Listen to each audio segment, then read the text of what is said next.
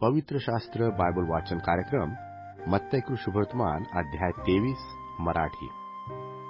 मत्ती कृ शुभवर्तमान अध्याय 23। मत्ती कृ शुभवर्तमान अध्याय 23। शास्त्री व परुषी यांचा येशू जाहीरपणे निषेध करतो। शास्त्री व परुषी यांचा येशू जाहीरपणे निषेध करतो।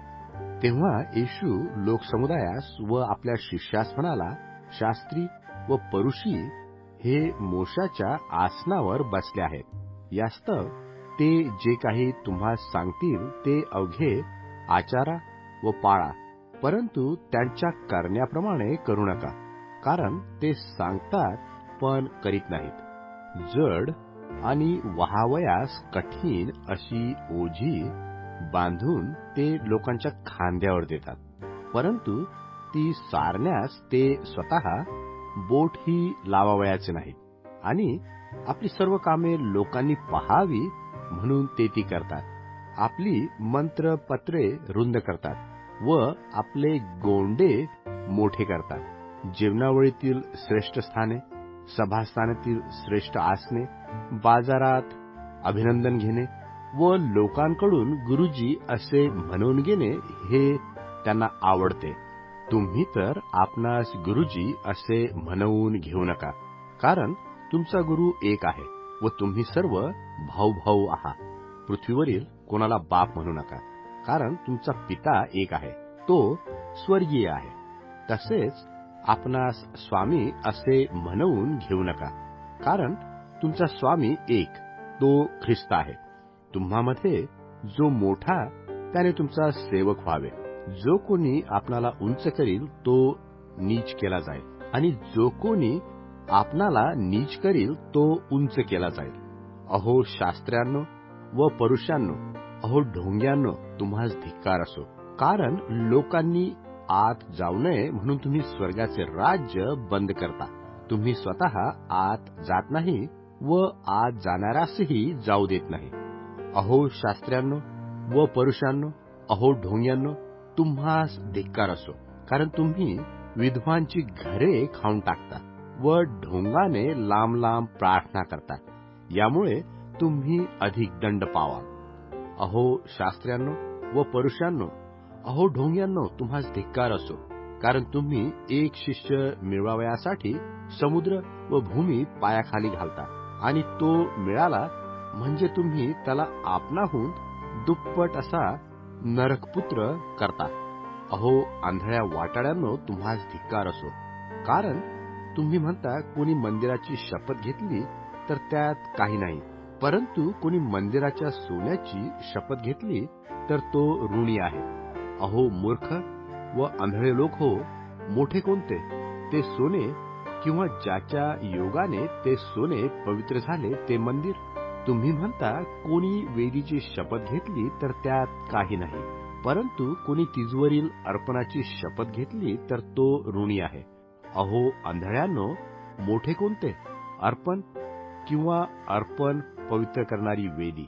यास्तव जो कोणी वेदीची शपथ घेतो तो तिची व तिच्यावर जे काही आहे त्याची शपथ घेतो, आणि जो मंदिराची शपथ घेतो तो त्याची व त्यात राहणाऱ्याची शपथ घेतो, आणि जो स्वर्गाची शपथ घेतो तो देवाच्या राजासनाची व त्यावर बसणाऱ्याची शपथ घेतो।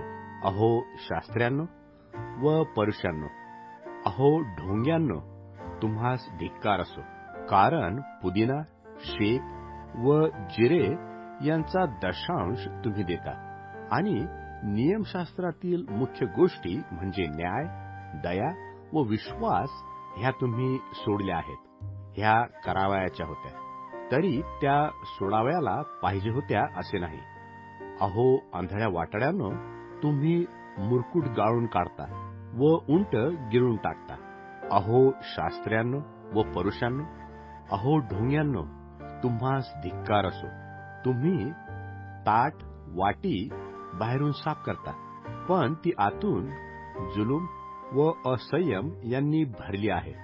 अरे आंधळ्या परुषा, पहिल्याने वाटी आतून साफ कर, म्हणजे ती बाहेरूनही साफ होईल, अहो शास्त्र्यांनो व पुरुषांनो, अहो ढोंग्यांनो, तुम्हास धिक्कार असो, कारण तुम्ही चुना लावलेल्या कबरासारखे आहात. त्या बाहेरून सुंदर दिसतात, परंतु आत मेलेल्यांच्या हाडांनी व सर्व प्रकारच्या मळाने भरलेल्या आहेत. तसे तुम्ही बाहेरून लोकास धार्मिक दिसतात, परंतु आत ढोंगाने व अधर्माने भरलेले आहात. अहो शास्त्र्यांनो व पुरुषांनो, अहो ढोंग्यांनो, तुम्हास धिक्कार असो, कारण तुम्ही संदेष्ट्यांच्या कबरा बांधता व धार्मिक लोकांची थडी शृंगारता आणि म्हणता, आम्ही आपल्या वडिलांच्या दिवसात असतो तर संदेष्ट्यांचा रक्तपात करण्यात त्यांचे भागी झालो नसतो.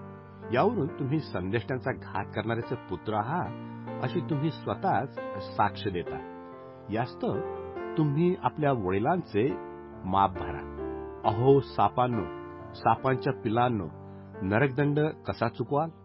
पहा, मी तुम्हाकडे संदेष्टे, ज्ञानी व शास्त्री यास पाठवितो. तुम्ही त्यातून कित्येकास जीवे मारा व वधस्तंभावर खिळा आणि कित्येकास आपल्या सभास्थानामध्ये फटके मारा व नगरोनगरी त्यांचा पाठलाग कराल, यासाठी की धार्मिक हाबेल याच्या रक्तापासून वेदी व पवित्र स्थान यांच्यामध्ये ज्याला तुम्ही जीवे मारले, तो बरख्याचा पुत्र जखर्या याच्या रक्तापर्यंत जे सर्व धार्मिक लोकांचे रक्त पृथ्वीवर पाडण्यात आले, ते तुम्हावर यावे. मी तुम्हास खचित सांगतो, हे सर्व या पिढीवर येईल. यरुश्लेमाच्या भवितव्याबाबत येशूने काढलेले दुःखाचे उद्गार. यरुश्लेमाच्या भवितव्याबाबत येशूने काढलेले दुःखाचे उद्गार. यरुश्लेमा, यरुश्लेमा, संदेष्ट्यांचा घात करणाऱ्या व तुझकडे पाठविलेल्यास दगडमार करणाऱ्या, जशी कोंबडी आपली पिल्ले पंखाखाली एकवटते, त्याप्रकारे तुझ्या मुलाबाळांना एकवट करावयाची कितीदा माझी इच्छा होती, पण तुमची इच्छा नव्हती. पहा, तुमचे घर तुम्हालाच ओसाड सोडले आहे. मी तुम्हा सांगतो की आतापासून प्रभूच्या नामाने येणारा तो धन्यवादित असे म्हणाल, तोपर्यंत मी तुमच्या दृष्टीस पडणारच नाही.